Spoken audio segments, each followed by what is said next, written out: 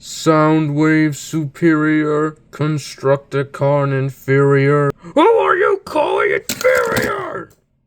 Hey guys, welcome back to this video, my channel, and today's video we're gonna review the Transformers Studio series Bonecrusher. Starting off with the figure.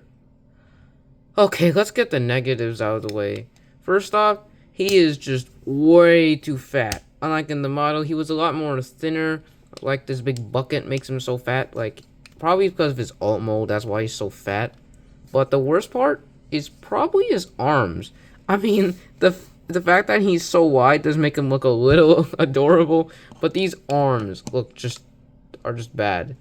I mean, I guess I do like the chunky little manlet idea, but so these arms are just not good. And they're also on ball joints, which just isn't a great idea for the arms. And also, just what are these hands? I didn't see these things since like 2017 on the last night One Step Changer toys. Why they added for this one? Like, just look at all that kibble on his hands. That just does not look good. And also at the back, there's this arm kibble here, but it's not really a big deal because you can just take it off, and that actually looks very accurate to the G1 model. Like that hole in the middle. Yeah, that looks good. But let's get some positives. I mean, this is a really nice detailed chest. The treads are looking so cool. Oh, and that head sculpt just looks like straight up ripped out of the cartoon. So I think actually he's a little wider. It's not just a flat square. There's some other squares sticking out of it. But yeah, this now it looks the coloring, it looks good, but to be honest, this doesn't look really good for Bonecrusher. This doesn't look like a good update for Bonecrusher so far. Turning to accessories, well, the first one we got is, well, these are actually made of two sections, like this big cube right here. Like, I saw it on eBay and I was confused why to have him, but you have to detach it and put it on here, probably so he can actually fit in the box. Well, his only really main accessory is his gun, but still, I will admit, this looks really good. I mean, it looks very accurate to, like, in the G1 model.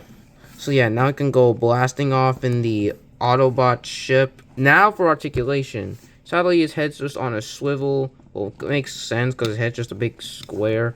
It can look up and down at least, so that's cool. Arms, 360. Bend right here. Bending, well, I guess there's like a double joint here, but no one's really gonna do that. It can spin around and stuff. Legs can, like, you can do like the whole split 90 degrees front, well, yeah, front and back, a good old bend, and well, ankle joints. Maybe we can make use of his toes. Well, that doesn't really matter. But the worst part about this is because he's the Armored Devastator, so he has to move, right? Well, he does, but it's limited to his shovel. So yes, he can move, but the shovel has to come out. Like, if this wasn't the way, he could easily do a 360. And not to mention, even an ab crunch. This figure could have been so well if they engineered this big shovel well.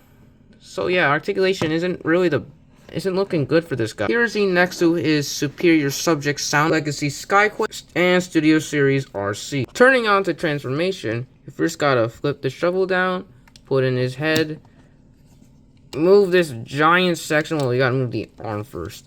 Flip the giant section. Alright, then you gotta fold in these arms. Turn them around first and fold them in. Do that for the next one. Then, which is probably the hardest part, you gotta raise them up like this. And then push them in like so. And then just gotta snap them in together.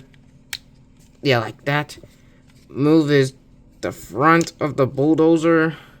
And fold in his toes and ankle. Move this piece down. And then put these together where the tabs meet. And then fold this shovel like so. And there is Bonecrusher in his in his bulldozer. Now he kind of sucks in his robot form, but in vehicle form he looks really good. Like, it looks so accurate to G1 model, and even giving him that Decepticon insignia logo. So yeah, I feel like they're doing so good with the Viku form, but they're forgetting the main reason why we bought them, the robot form. Well, technically we bought them for Devastator, but still, they really got. But since they're not real, since these like, since these components are like more advanced, like they really gotta trying mastering that G1 form, but they're just not. There's like some ports here so you can add his gun. I'm hoping if Devastator gets an upgrade kit, like we'll add that drill from like Transformers Devastation. That would be so cool. But right now he's a Warp Bulldozer. He also has, let's transform into his arm. Got open the treads. Let me pull that out. Let me wind the camera. And that, you see this slot right here. Move this and then move the ankle this way. And then snap it in.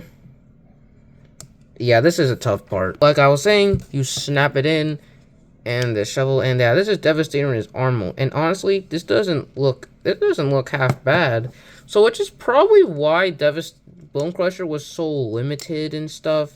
But so this just does not, well, but in robot form, he just does not look good. But in vehicle and armor, that does look good. So yeah, having high hopes for Devastator already. Well, we already saw what it looks like. But yeah, I'm pretty excited for when he comes out. But a lot of people are not happy that these is not a ball joint, more like a waist, like a mushroom peg. But, well, it makes it easier to move. But the problem is it can loosen over time. But well, I'm pretty sure it can stay like for a little. Well, I'm pretty sure that isn't really a big problem of mine. I think it can stand for a little bit, so yeah, that's fine. So wrapping up the review for Studio Series Bonecrusher. To be honest, I really do not recommend this if you're not getting Devastator. Like, proportions are off, the arms are garbage, and articulation isn't really best. But he's not like the worst figure in the world, but certainly like just not a good figure in general.